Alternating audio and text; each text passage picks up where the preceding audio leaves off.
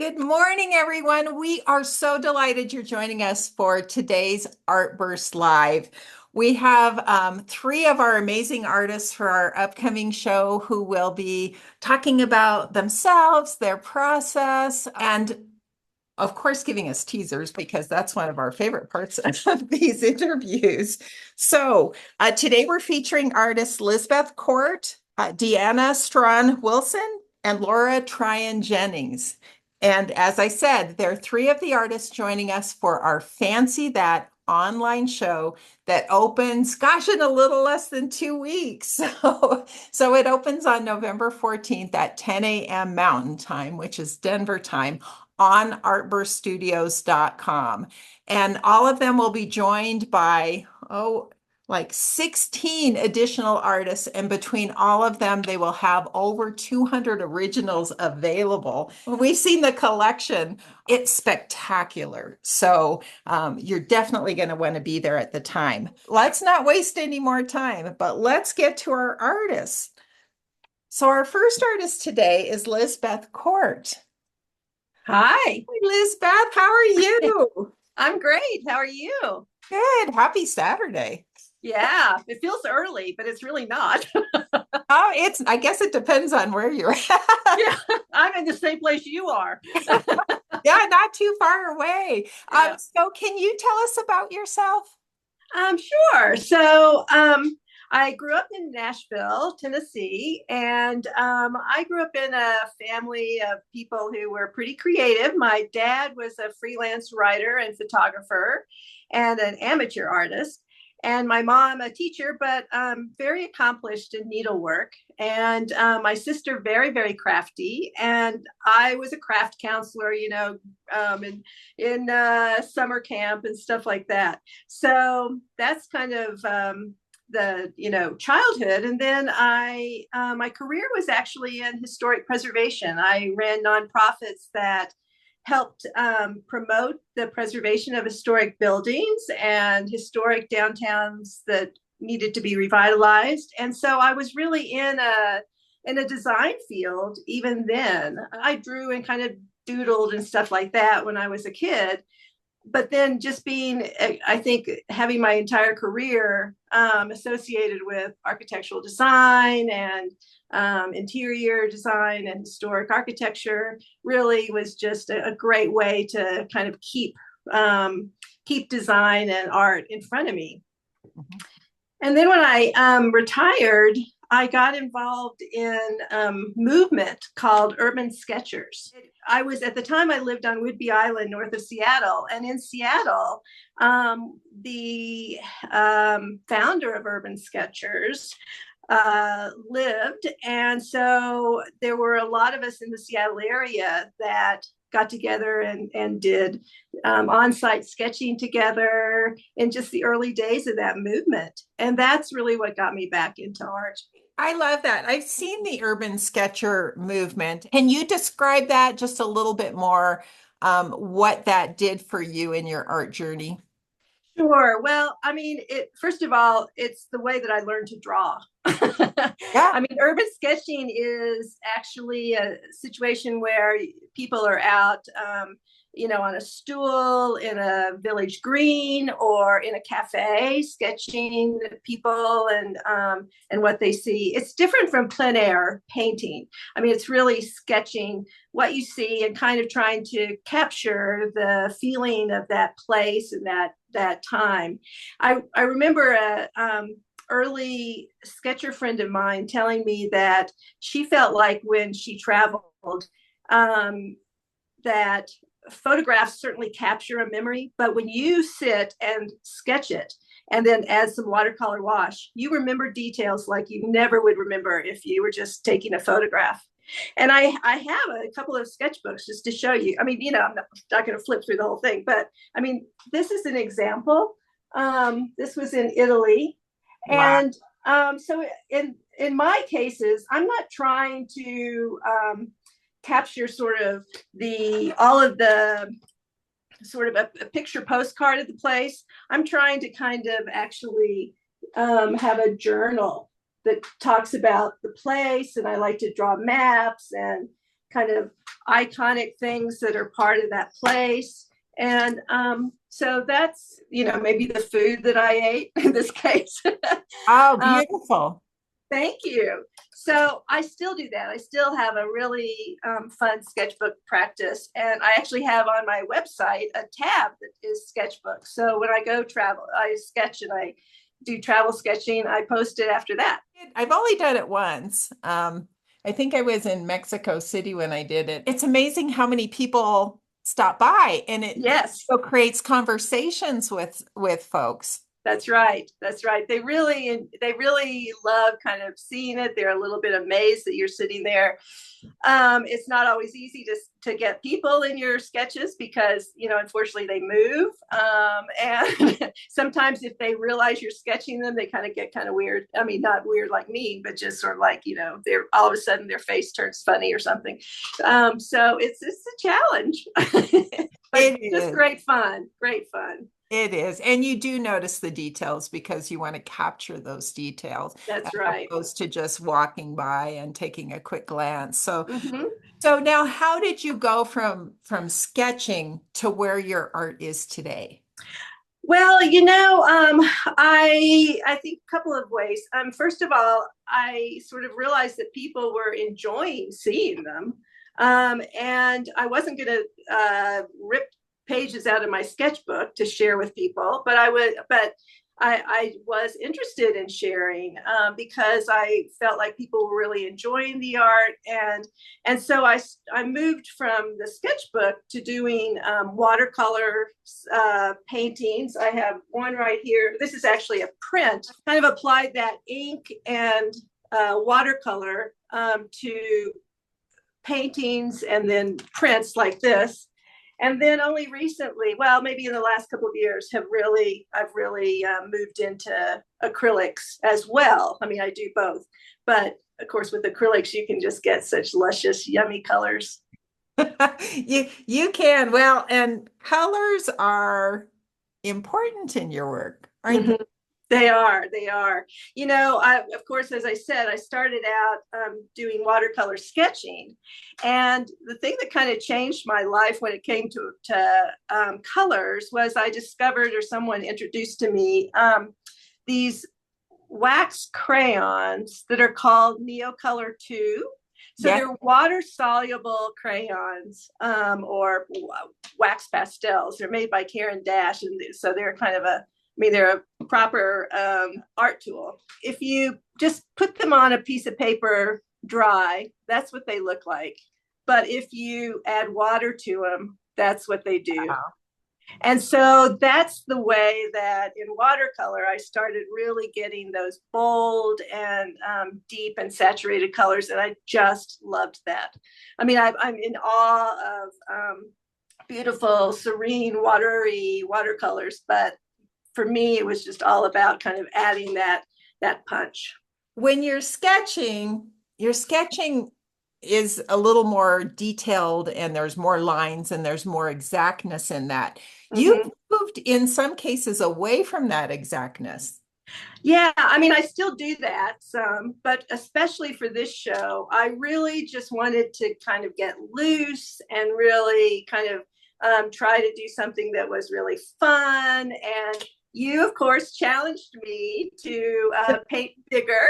I think because I was so used to working in a watercolor sketchbook, typically paintings, even my acrylic paintings, would be about 8 by 8, and you challenged me to paint bigger, and I am just addicted to it now. So I have about 3 16 by 20s in the show, and most of them are 12 by 12s. And so I just and of course we all know, but I kind of resisted it. That means you can really get moving, and that's just so fun. What's so funny about that is that I think it feels intimidating, and so When I was painting, I would buy the bigger canvases and they would just sit there and sit there and sit there because I Yeah. was afraid to touch them. And somehow that moment where you finally decide, okay, it's time, it's like, well, why didn't I do this before? No kidding. And it's so funny. I went into our art supply store the other day and bought a bunch of 12 by 12s. And I looked at it and I thought, oh, did I order the wrong thing? Are these 8 by 8s? So now my entire sense of scale has changed. You've created a monster, Jennifer. Oh, you know it in the best light, in the best light. And we can't wait to see kind of how things grow from here, even beyond the Artburst show. So I understand that you're going to give us a tour of your studio, which we can see part of behind you. Yes, okay, I'll do that. So first of all, I'm sitting at my painting desk, and this is what I look out at. That's stunning. It's a little distracting sometimes. But anyway, it's a beautiful, inspiring thing. And then I'll try not to go too fast. I have a few of my straight on collages. These florals they're all collage, no painting or anything like that I did for a solo show about a year ago called Paper Garden.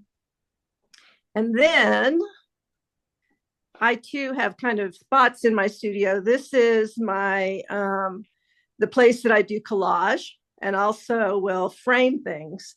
So it's just a big work table and with lots of collage stuff. And then, am I doing okay? Yeah. As far as I'm not giving you vertigo. Then we come over toward my administrative area. I do a lot of wholesale. So these are some of the cards that I sell. And this is the administrative area, headquarters of Lisbeth Court Art. Funny. And then I'm just about done. And then this is just another area where I kind of, collate cards and put the prints together and things like that. So. Okay, I'm a little confused. Okay. I don't see paint on anything except your canvases and your pieces. How is that possible? What do you mean you don't see paint? You don't see paint? Well, these are all paintings. In my studio has splatters of paint everywhere. Well, let's just say I'm going to just kind of walk slowly back.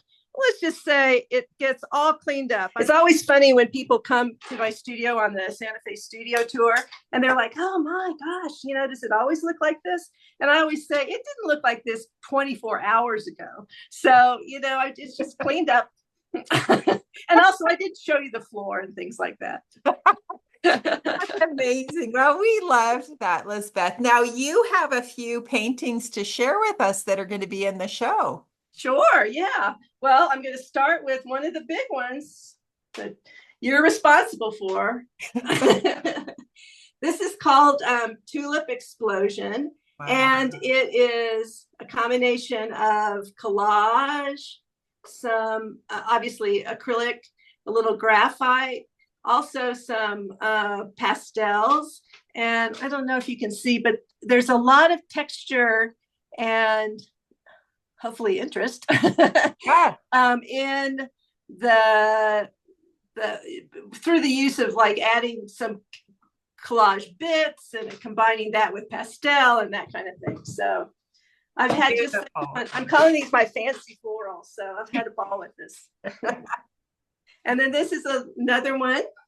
Oh. This one is mostly acrylic and graphite, and of course a little bit of pastel.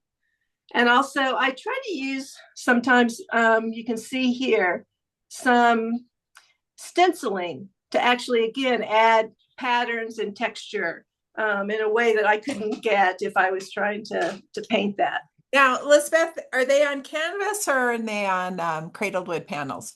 They almost all are on canvas. I think there's only one that's on. No, there are two that are on cradle board, but the rest are on canvas, and they'll all be framed in natural color floater frames. Yes. I just haven't gotten to that yet since we have 2 weeks.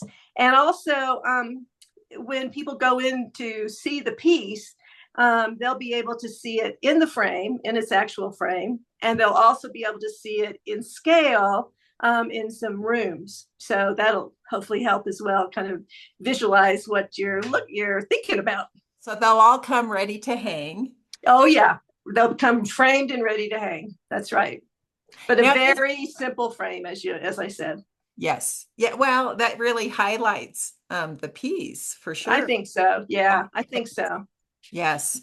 Yes. So, just to let everybody know, when the show goes live and all of the artwork comes up, you'll be able to click on the particular piece of artwork that you love, and there will be pictures of that artwork in there. And if you take your cursor and go over the paintings, you'll be able to see all those fine details and all the collage. And that's one of the things we love about the Artverse site. I'm always in there, looking close to see what all of those marks are.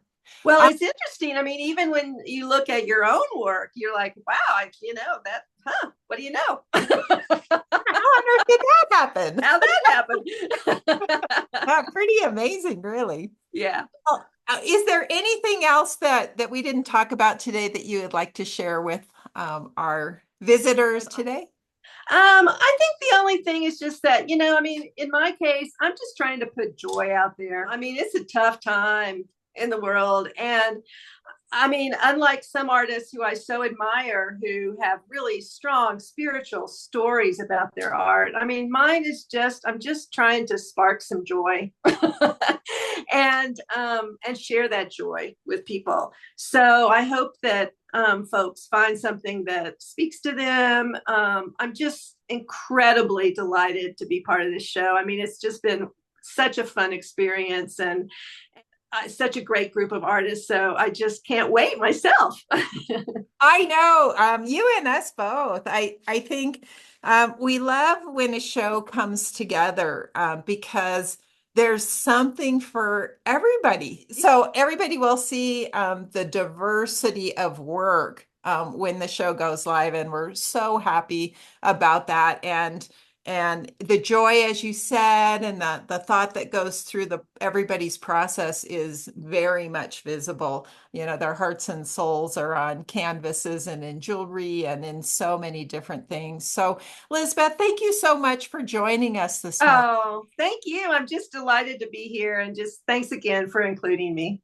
Oh, you're so welcome. We're honored to host you in your work. We'll see you in a little less than 2 weeks. Okay. Okay, for those of you just joining us, I'm Jennifer Steck, your host, and we are thrilled to connect you with artists that we absolutely love and admire. Don't forget to subscribe on the Artverse website if you haven't already, because if you subscribe, you're going to receive a 24-hour advance preview of all of the artwork in the show, all 200 plus pieces, so that you can go through and, zoom in on those things and find out all of the details.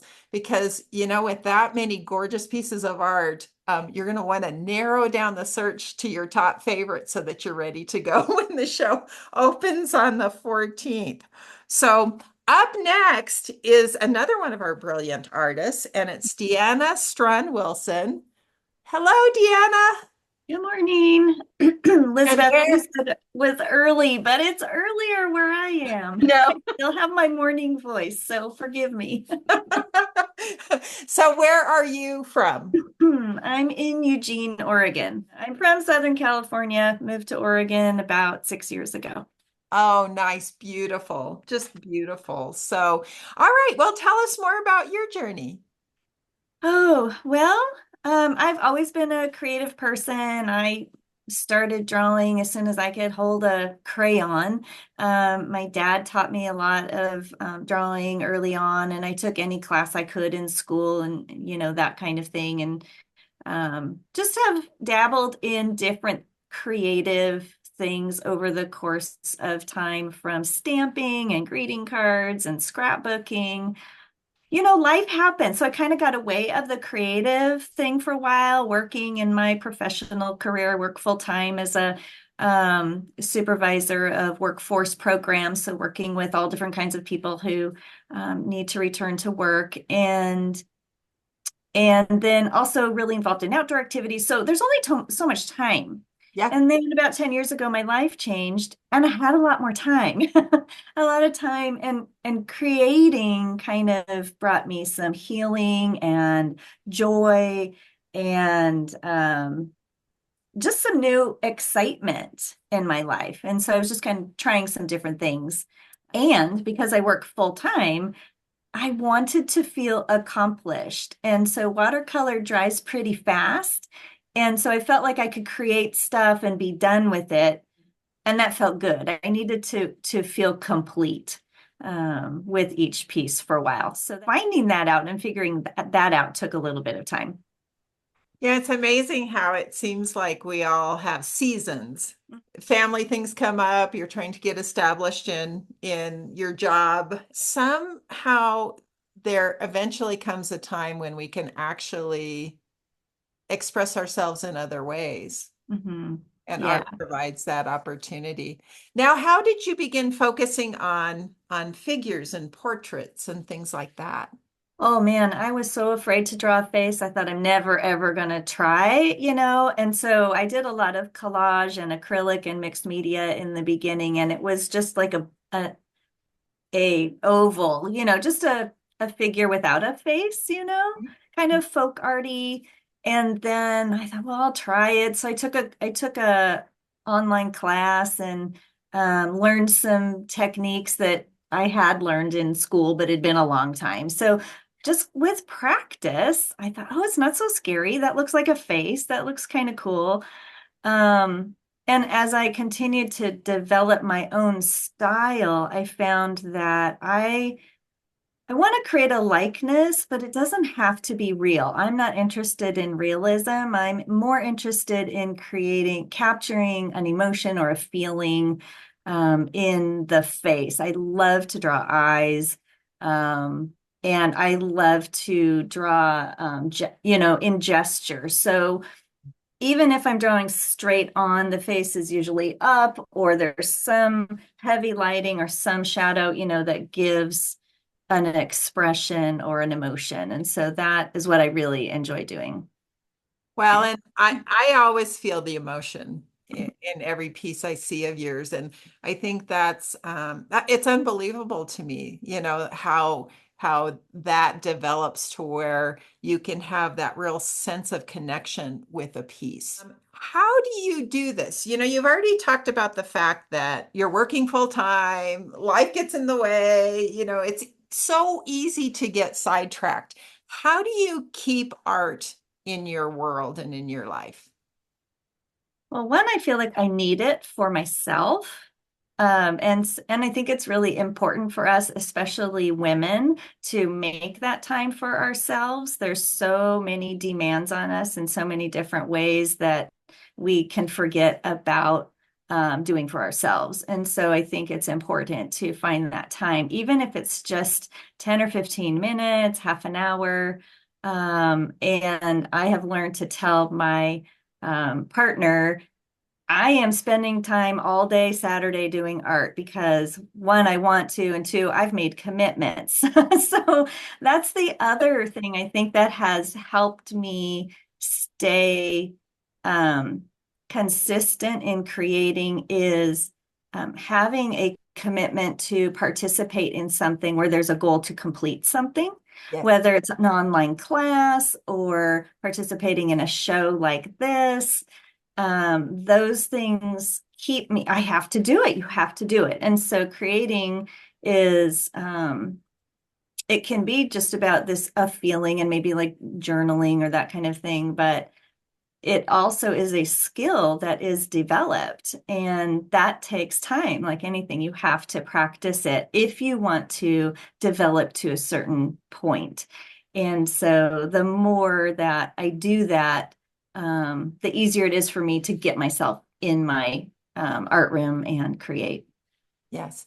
One of the things that I think has been really valuable for me, and I don't know if it's the same for you, is I have some of my original paintings, and they're hanging around, or I have pictures of them. And when I feel like I'm stuck and I haven't moved forward, I can look back and go, Well, okay. Maybe I have progressed in this. Have you found that to be helpful as well?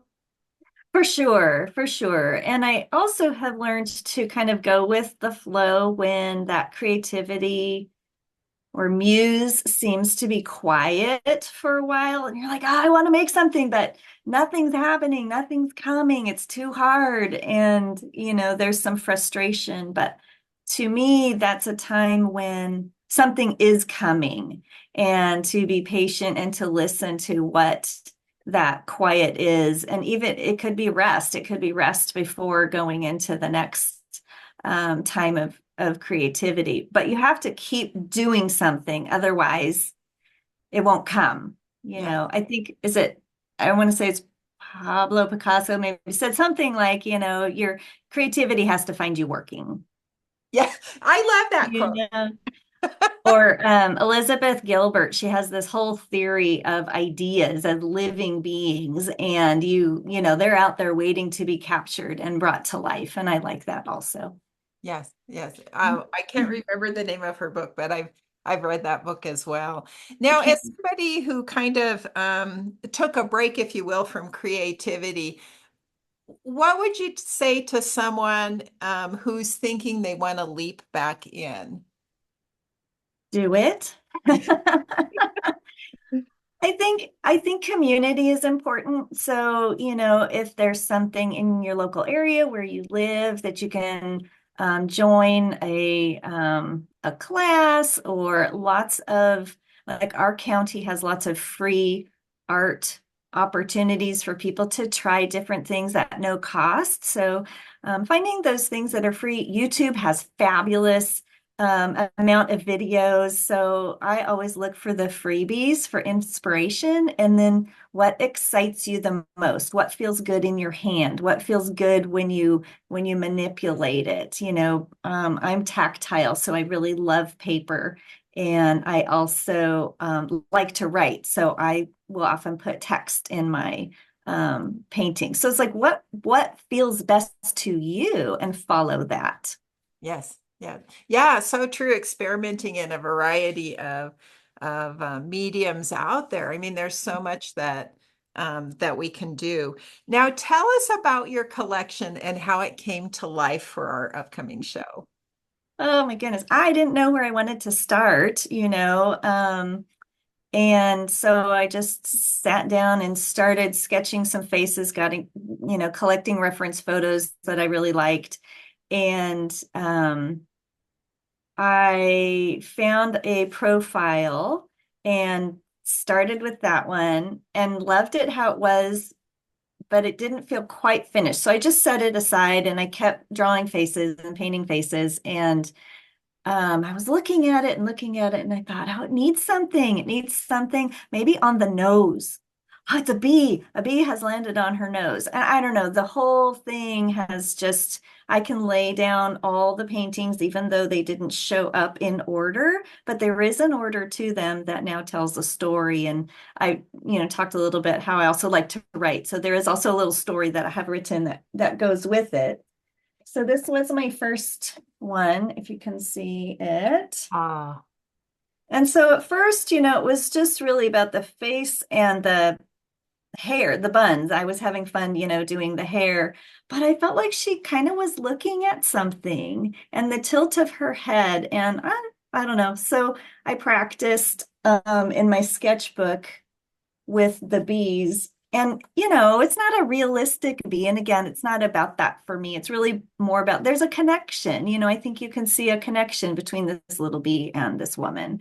And so that's what the pieces ended up being about. oh, nice. Well, and do you have another one to share with us? Sure, I want to share them all. You know Um, what? We would sit here for you to share them all. the and because it's taken, I don't know when we started this process, but it's been a few months, right? We had a few months to create. These are all brand new pieces that didn't exist before this invitation to the show. And you go through each month, week, day, minute, hour, whatever, and your emotions fluctuate, how you feel fluctuates, energy changes. And so so do the reference photos that I pick.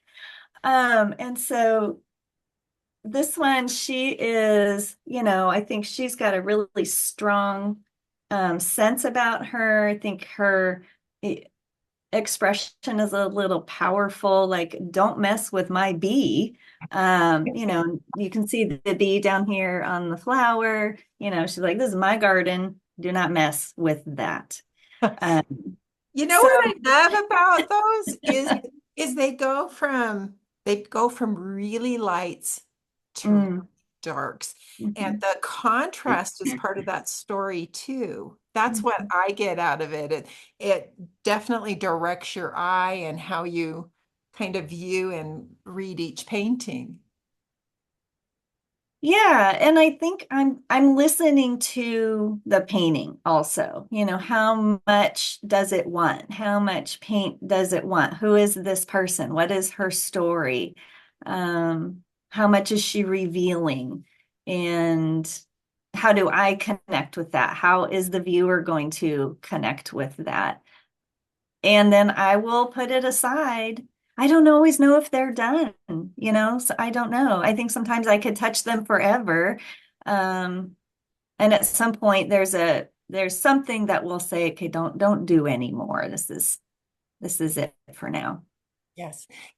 Can you tell us about the paper that you use? Sure. I love the tone tanned paper by Strathmore. It's the mixed media. I don't paint heavy watercolor. I don't do wet on wet. It's almost always wet on dry. And I start with a really light painting and build it up so to get the saturation that I want. I too love Neocolors, Lisbeth. That is sometimes my final, like if I'm really wanting that super saturated black. I kind of use a limited color palette. So it's black, red, turquoise, white. And then the tan is kind of my mid-tones. And then for collage papers, I usually choose things that have text in them, or I like the different handmade papers that you can get. I get them usually at my local art supply store. We have a college in town, and so it kind of feeds that, the student program over there. And so they've got some really fun papers. And then traveling, you can always find some really cool stuff. I love paper. So that's typically what I use. And this one, I'm going to show another one. These Oh, are my feel free. So these are my flowers that I did. They're cone flowers, or my version of a cone flower. We have a big pot of echinacea on our front porch, and so some of the petals have the collage paper in them, but otherwise it's primarily watercolor. And then the other thing that I will listen for is if the painting wants an outline, an ink outline, or not. So some will and some won't. And so this one, I felt like she was powerful on her own Mhm. and didn't want any more outline. And then this one, you can see, she's got a lot more lines in her. So I just, it's a little bit just what does it need? What does it want? Oh my gosh. Your collection is spectacular, and the story is the story coming with each painting? Yeah, the story is coming. It's a little, about how the beekeeper and the bee met, and how they work together to tend the garden. And so it's just a little short story, and so it will come with each piece. Yeah. Okay, so we might be expecting a book in the future. Maybe, who knows? Well, is there anything else that you would like to share with us this morning, Deanna?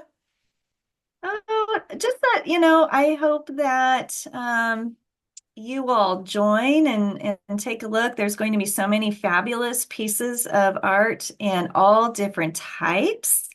Looking for what speaks to you. And just, I have so enjoyed the opportunity to create this collection. It's been a huge learning process for me, and I have so many new ideas from having created these pieces. I need to quit my job so I can just do this. So that is in my future. Stay tuned. But yeah, just thank you so much for the opportunity. It's just been fabulous. Yes. Well, and I just want to let everybody know that Deanna teaches as well. So keep an eye on her website. And I'll say all of our artists in the show, but these artists here today, if you can't wait for a week and a half to really get in there and see what they're all about, go visit their websites. You know, we have a Meet the Artist page that you'll be able to click through and see people's bios and, you know, all of the answers to the questions that we throw up there and even some fun facts. But that page has the links to their Instagram, Facebook, their websites.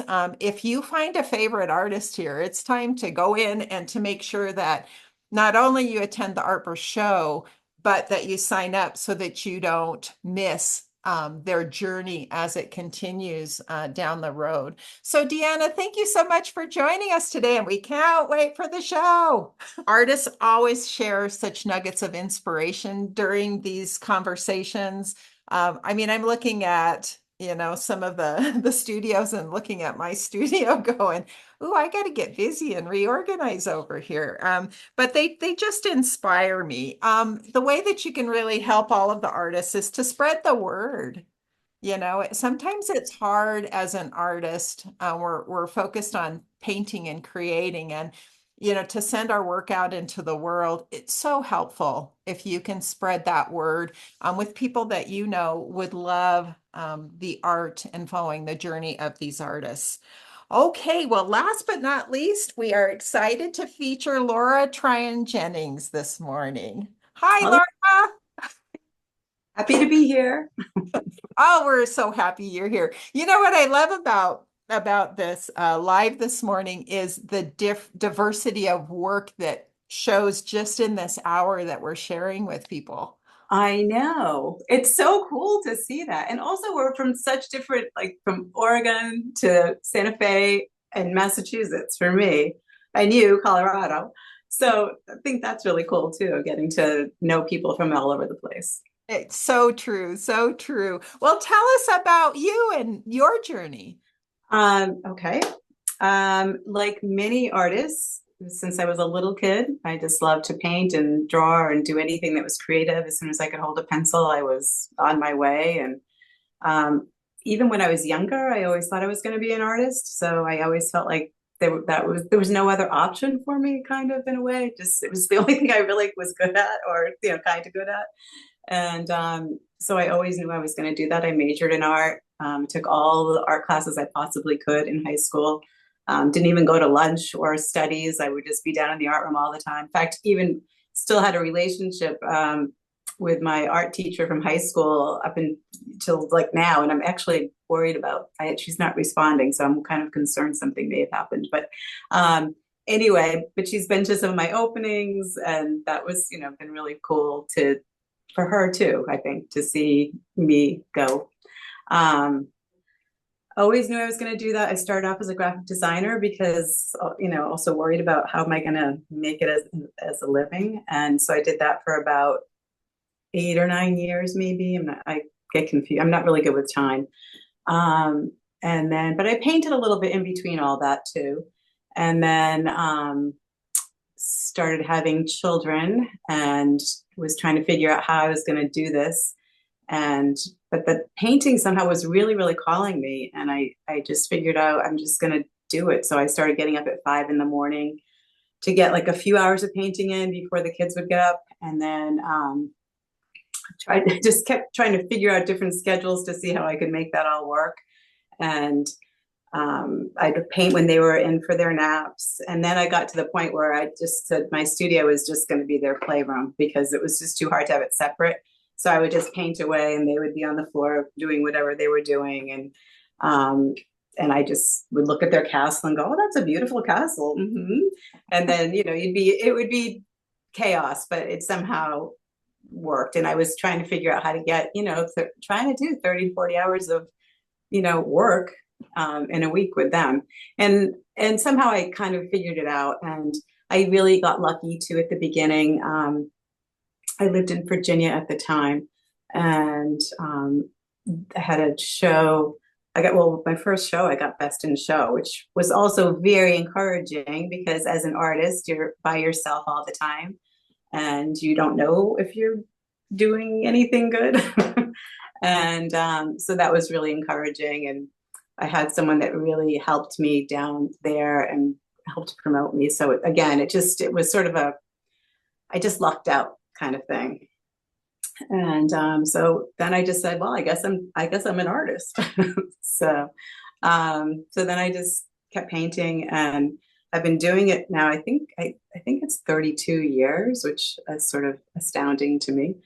And now my kids are older, and I think one of them is actually watching this, so that's kind of fun with his two kids. And now I'm just been painting away and exhibiting, and I teach oil painting, and on the side, actually in the back seat right now is my expressive arts practice. So I've had that for several years or more than that. But I just found I can't, wearing the three hats in the art world is I don't know, like how Deanna is doing it. It's really challenging to do all that. So so I, just paint and do that. And this was really cool having this opportunity, and also scary. Because it's so interesting to listen to just even us three artists, right? So listening to Lisbeth talk about how you were encouraging to do bigger. And for me, because I work large and I love working large, it was really challenging for me to work smaller. I remember that conversation we had. Yeah. I was like, I don't know if I can do that. But it was a good challenge. And just like she was saying, it kind of inspired me to like, okay, because I do some smaller pieces, but the smaller pieces are usually more landscapes. And what I mostly love, I mean, I love painting everything, but what I mostly paint is interiors. And that's really what I love to paint. I want to hear more about the interiors in just a minute, but as I listen to all three of you, what comes to mind is that the art keeps poking us and saying, you know what, you need to make time for me. I'm important. And that it calls to us, and that each one of us in our own way are called to create what we create. And I think that's amazing. That's amazing. Yeah. It's so easy to let everything get in the way, but somehow that keeps pulling us back and saying, for your own self, you need to do it. If for no other reason than it's something that you were created to do. I don't know how to explain it, but it's true. I think it's something that's deep down inside of you, and it's hard to ignore it because I honestly can't imagine not doing it. It's just, I'll never, it's interesting listening to everyone's different thought process, but like for me, I'll never live long enough to paint everything that's in my head. I have so many, it's just nonstop. So it is. Well, now let's talk about those interiors. What is it that has really drawn you to painting interiors? Yeah, that's such an interesting question because I really love painting them. And I know it's not always everyone's jam, but it is mine.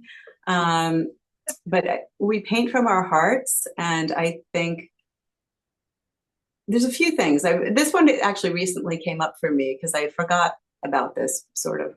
But when I was younger, I was sick for a long time, and I was in a bed and I was in the hospital a lot, and that's what I could do. I would just draw. So, but I was always doing that. I mean, even that was sort of what I was attracted to. So I think that was a good part of it too, because you're just in a room and you're just looking at what's in the room, and that's what your visuals are. But also when I was younger, I moved around a lot, and as an adult, I moved around a lot. So I think the furniture stayed the same. It sounds so stupid, but it's my sign is Cancer, and I'm a homebody, and I'm a nester. So I'm like, oh my God, we're moving. And I'm super introverted, really. And and when I was young, I was really shy. So if recess, I would hide behind the trees that, please, oh my God, we have to interact with people. So So, it was just, that was hard for me to move around and have to meet new people all the time. And the furniture was the same. And so I think that was just a comfort for me. And also, I always really loved watching light come through a room. So I would be like a cat, just following the light and sit down and plot myself with my drawings, or listen to music, or read a book or something, or just watch the dust particles fall. Yeah, I do that too. So those things were, that, I don't know. So I think that was sort of what it is for me. And also what I tend to paint are places that I like to be. So I'm always looking for that sort of cozy tuck-in moment or place. And particularly, I love painting beds. So that's a thing too. And I think that was prompted, all of it is kind of psychological. So that was something that I was going through that was a tough time.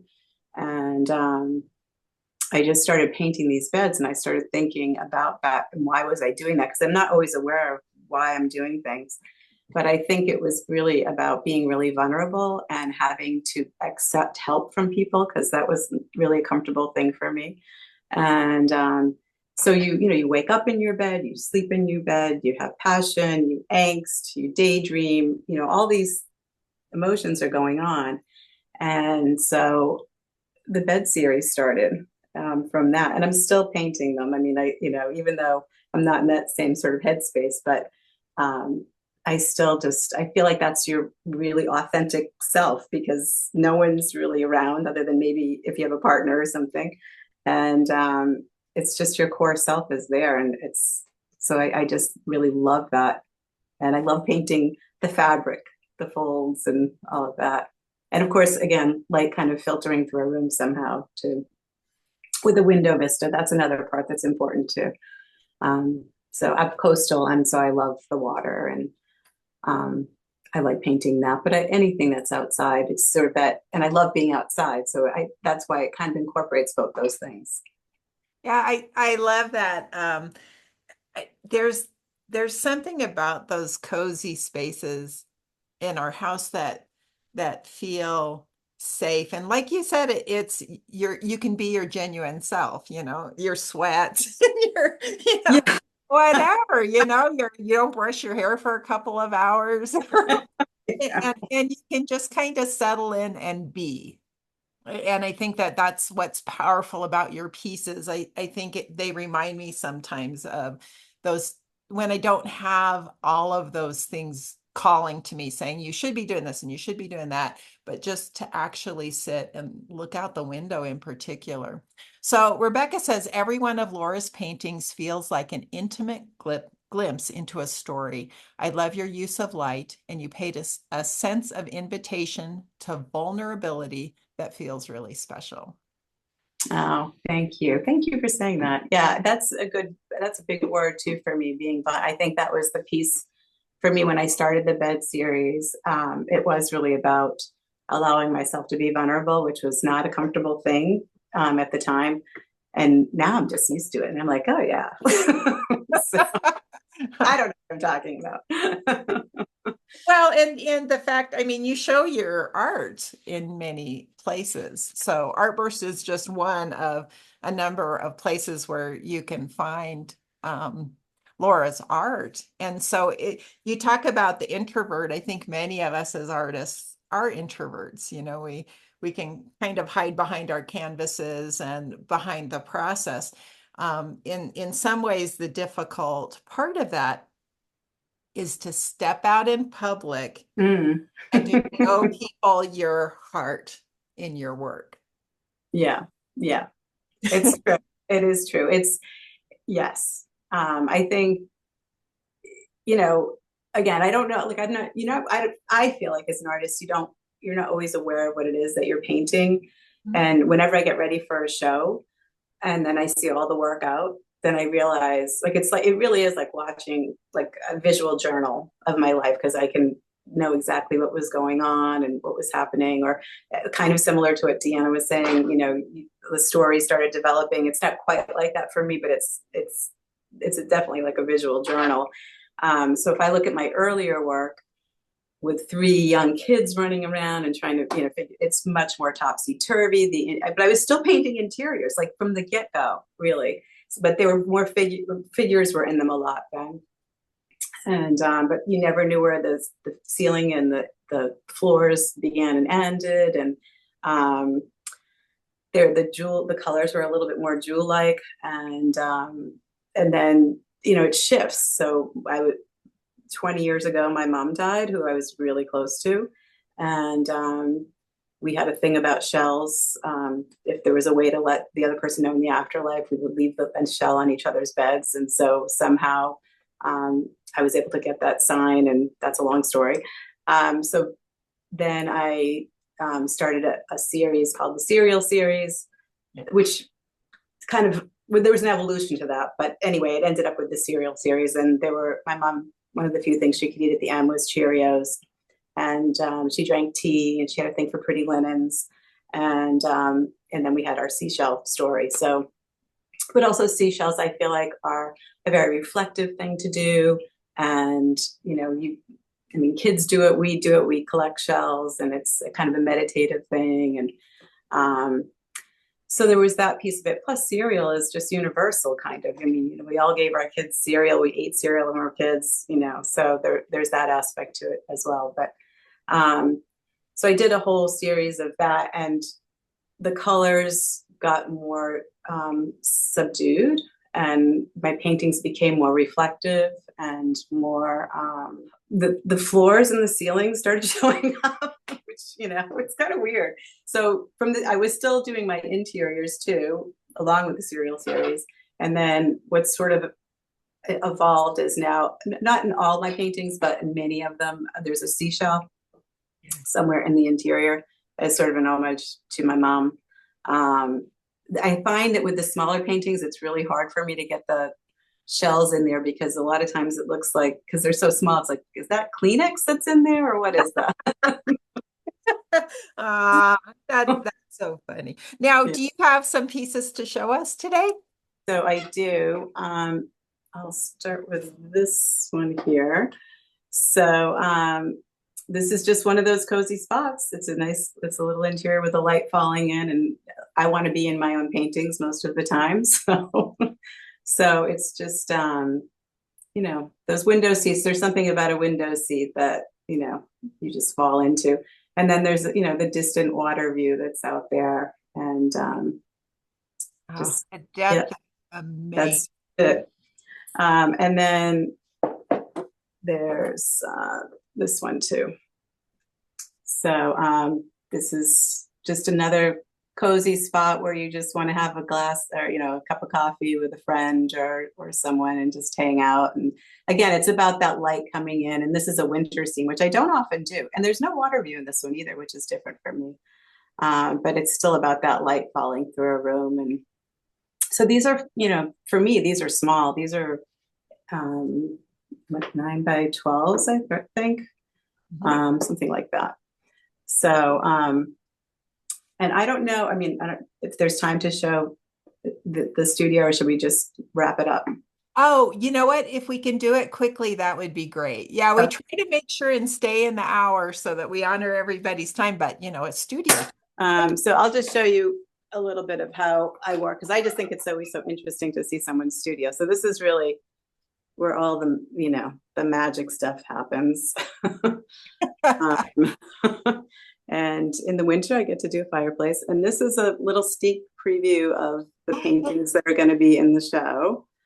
Beautiful. And these are paintings that I'm currently working on. So you can see I do some landscape, seascape kind of things. And this is my view out the window. So I am on the coast here. And here's one of the beds, as you can see, and another bed. And then this is where I sit and contemplate. And then when I have my expressive arts practice going, we sit and talk there too. So, and then just more of paintings, and you have, of course, you have file cabinets, because you have a lot of administrative stuff to do as an artist. And this is the administrative end of things in here. And this is where I keep all my paintings. in there. So that's my little studio view. Okay, I think I want to move in with a couple of you, so. It's so interesting to see people's studios because we all work so differently. And, yes, I did clean up a little bit, by the way, too. So it's not Yeah, always. I think I probably missed some comments early on that people added in the chat, but let me just say, Deanna says, I can feel the soft, cozy space. There's an emotion to them, a desire to be there, a feeling of rest and reflection. Oh, thank you. And then Kim says, love your studio and view and your work. And that's Kim Roberts, who's also joining us in the show here. Oh, cool. Oh, that's great. So thanks for stopping in, Kim. Yeah. So is there anything that you would like to add? It was really quite a surprise to be doing this, and a really thrilling surprise, and just really wonderful on so many levels. Getting a little out of my comfort zone, meeting the other artists, working with you guys. Really looking forward to the whole show and this progression and how much work you guys do for this. I can't get over. I think it's such a unique and cool. I don't know what to even call it sometimes. I'm like looking for the right word all the time and I can't quite grasp it. But it's a unique kind of show and way to put things together. Yes, yes, we're really lucky. One of the things that we love about Artburst, yeah, and the intent was that we're artists. We have, we've gone through a lot of the same things that all of you have gone through, and we do our best to welcome artists in and to take really good care of them and be so supportive of them. And the same thing applies to the art lovers and the people coming in. We've tried to create a space where people can connect who may not otherwise even know each other. And it's amazing the connections that have occurred in the last, oh my gosh, couple of years. So Yeah. yeah, so we are so delighted that you're joining us for the show, and we'll see you and your whole collection in, I don't know, 12 days. It's going to be amazing. All right, well, thank you so much, Laura. Thank you. Thanks, guys. All right. Well, thank you all for joining us this morning. It's been a real honor and privilege to have all of you here to listen to the artist stories. And it's an honor and privilege for us to host so many incredible artists. We love all the connections that are made between all of us. So the show starts, it's online. It's called Fancy That. We have 19 artists with 200 plus original pieces of art that will be available on the homepage of artburststudios.com on November 14th at 10 a.m. Mountain Time. Now, one of the other unusual things about the Artburst shows is they don't last for a month. So the show opens on the 14th and closes on the 16th at 4 p.m. Mountain Time. And so there's a real opportunity to get in and to find your favorite pieces, to purchase your art and get back to the other things that are going on in life, and then to expect a beautiful treasure to be sent to your home. So the artists will be in touch with you directly. So, you'll be able to connect with them in order to arrange shipment of the piece to your house, which again, we love those connections that happen, but we're so excited about this show. And don't forget, you guys might know some art lovers who you can buy a beautiful gift for, some one-of-a-kind piece that really shares a space, an emotion, a time, some joy. We're here for you if you have any questions approaching the show. Certainly email us and let us know so that we can give you all the insider details. Create your account in advance or subscribe for the 24-hour advance preview. If your account is created in advance, that just means you don't have to create it if you found that piece. So it just gives you a little bit of a head start on purchasing. But either way, you can just show up when the show opens and enjoy a plethora of stunning art. So thank you for joining us this morning, and we will see you soon.